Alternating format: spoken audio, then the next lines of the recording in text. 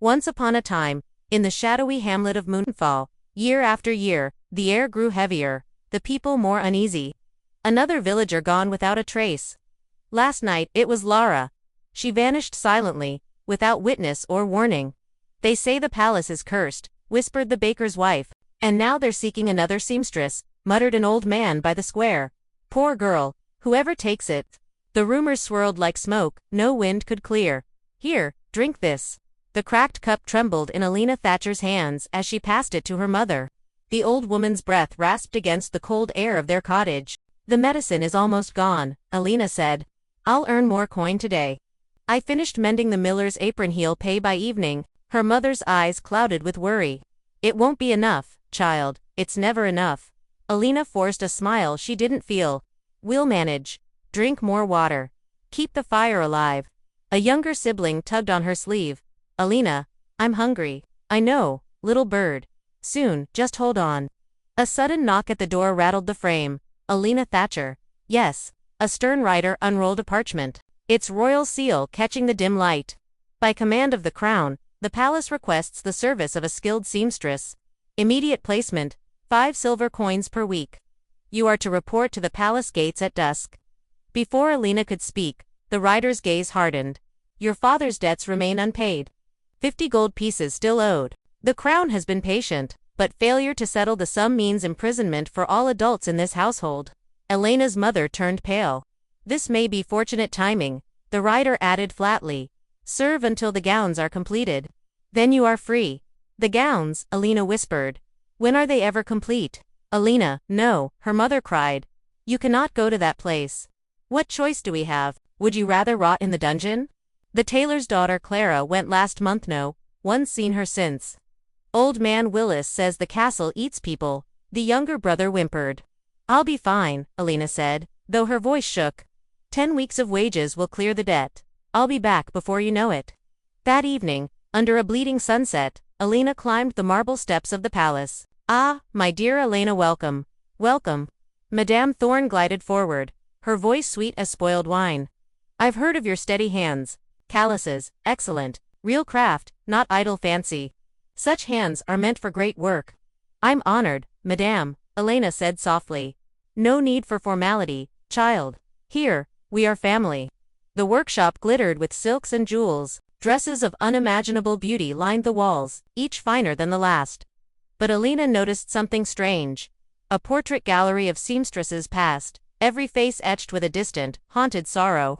Later that week, as Elena carried fabrics down a dim corridor, she collided with a tall figure. Forgive me, your highness, she stammered, bowing. Prince Alan smiled warmly. No harm done. You're new here. Yes, sire. Just 3 days. And how do you find palace life? Elena hesitated, startled by his genuine tone. Different from what I imagined. Most things are, Alan said with a glint of understanding. May I know your name? Elena Thatcher, your highness. Alan, a steward appeared. The ambassador awaits. Until we meet again, Miss Thatcher, the prince said, giving her a nod before vanishing down the hall. Midnight. The sewing chamber was hushed, save for the faint scratch of needle and thread. Elena worked late, determined to prove herself. But then, the flame guttered. The air chilled. A figure shimmered in the moonlight. Clara, Elena whispered. The girl's pale eyes locked on hers. Her lips moved soundlessly. They told me you left to marry. That you went home, Elena breathed. But you're here. What happened to you? The spirit raised a trembling hand, then vanished as footsteps echoed down the hall. Working late, Madame Thorne's voice sliced through the darkness. I wanted to finish the embroidery, Elena replied, hiding her fear. Good. Tomorrow, you begin a task of utmost importance. Prince Alan's wedding approaches. You shall create his ceremonial attire. Wedding, Elena blurted. I didn't know he was betrothed. To a princess of the Eastern realm, their union strengthens ties between kingdoms. The garment must be perfect. I've chosen you because your skill surpasses even Clara's. Elena dared to ask, what happened to Clara?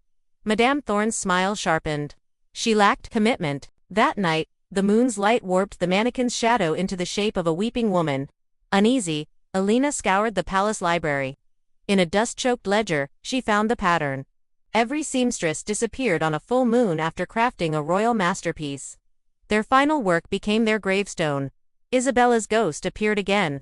Her whisper was faint, like wind through lace. Our craft is not treasured, it is consumed. A spell binds our creations. Each stitch holds part of our soul. The wearer absorbs our gift. We vanish, and they grow stronger. Elena's blood ran cold.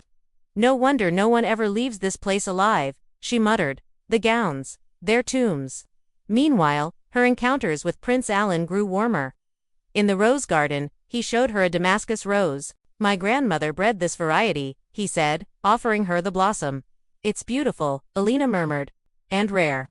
If you could do anything, what would you choose? Freedom. To create without someone claiming my work. I thought you'd ask for riches, Alan teased. Titles and wealth are just chains made of gold, she replied. You're extraordinary, Elena. And you speak of poetry and roses as if they aren't secrets. Yet you never told me you're engaged. Alan looked pained. It's a political match. I never agreed. Nor has she. Elena, I save it, Your Highness, she said, walking away. I need to finish stitching your wedding coat. As the full moon drew near, Elena's heart pounded with dread. Sleep abandoned her. At the royal ball, she saw the queen glide across the floor with a grace eerily familiar. Elena's breath caught. The queen wasn't wearing a gown, she was wearing Clara. The queen summoned her later that night. Your work progresses beautifully, Miss Thatcher. The seamstresses before you poured their souls into their craft. Quite literally. Do well, and your family will prosper. Fail, her smile darkened. Moonfall Village has many unmarked graves. When Elena wept in secret, Isabella's ghost appeared once more. Break the spell, the spirit urged. How? Elena whispered. Learn the origin of the curse. Only then can you undo it. Elena confronted Prince Alan in the garden. For once, she told him everything: the vanishing seamstresses, the soul-stealing garments, the covenant forged by his ancestors in famine and desperation. Alan's face drained of color. My father always called it a divine blessing, he said. I never dreamed it was built on this. Only a royal can break the spell, Elena told him. You must willingly give up the stolen power. Then I will, Alan vowed. Elena, I'm sorry. Not just for this, but for not telling you I love you. She blushed despite herself. Alan, you're engaged. Not by choice. She doesn't want it either. I'll speak to her. But first, we end this. Together, they plotted. Elena would stitch a counterspell into the wedding coat, a thread of truth and sacrifice, not servitude. Alan would wear it at the ceremony, breaking the ancient bond. The night of the full moon. The wedding. The palace glittered with guests and jewels. Elena arrived not in servant's garb but in a simple white dress, a quiet statement of her own worth. When Alan approached the altar, courtiers gasped. This is madness, Madame Thorne shrieked. Prince Alan, explain yourself, barked the king. Alan slipped on the enchanted coat, stitched with Elena's counterspell. Elena whispered the final words. What was taken must be returned. What was bound must be free. A wind howled through the hall. Threads of light tore from the royal garments. The ghosts of seamstresses past appeared, radiant and weeping with joy. You are mine, Madame Thorne screamed, clawing at the spell unraveling before her. No, Isabella's spirit said softly. We are free. The curse shattered like glass. In the days that followed, Moonfall Village awoke to a new dawn. Prince Alan ascended, not on stolen grace, but on his own wisdom and compassion. Elena, no longer just a seamstress, became his queen. Together, they raised a monument in the palace garden to honor the seamstresses whose lives had been stolen, ensuring they would never be forgotten. And so, love conquered greed, truth unraveled deceit, and they lived, yes, happily ever after.